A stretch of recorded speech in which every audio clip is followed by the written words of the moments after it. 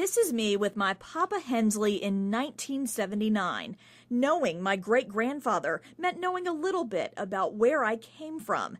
This is just one photo in our family album. There's another in the museum. So here is a picture of your ancestor, and he was Bedford's last surviving veteran of the Civil War. The last known photograph of William Franklin Hensley, taken by a newspaper photographer just 17 days before he died in June 1938. And he had just gone to the memorial service that was put together by the United Daughters of the Confederacy and the Sons of Confederate Veterans. Jennifer Thompson, the Bedford Museum's genealogical librarian, helped me compare my grandmother's handwritten notes to the library's collection. And these are William Franklin's 11 children, wow, which you descend from. Wow. One of those. William's son Joseph fathered Charles, or Papa Hensley to me.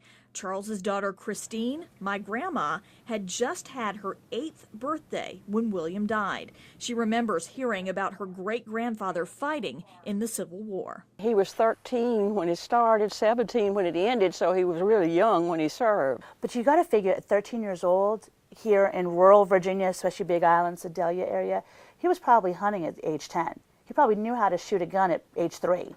He knew what he was doing. Now, he's still a baby. He's still a young man. When they were let go at Appomattox to return home after the war ended, they walked. I don't know how many, with some other men from this area with him. And they were so hungry, they said they ate grains of corn where horses had been fed or whatever they could find. And he told the story of going in somebody's barn and they had left 5 ears of corn for the mule, and he said he took 3 and left the mule 2.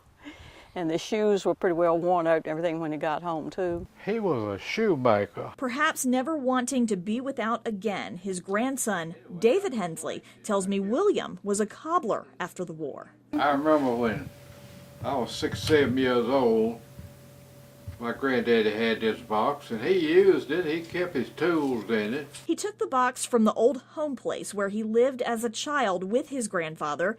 David is the baby in this family photo, with William in the center, taken in 1930. Well, I thought the world of him, I reckon. Because I was 8 years old, I followed him around. David, like Grandma, was also 8 when William died. He recalls following his grandfather outside one Sunday. He was sharpening his knife. There's a rock about that big, fell down off that rock pile some way and was in the pathway.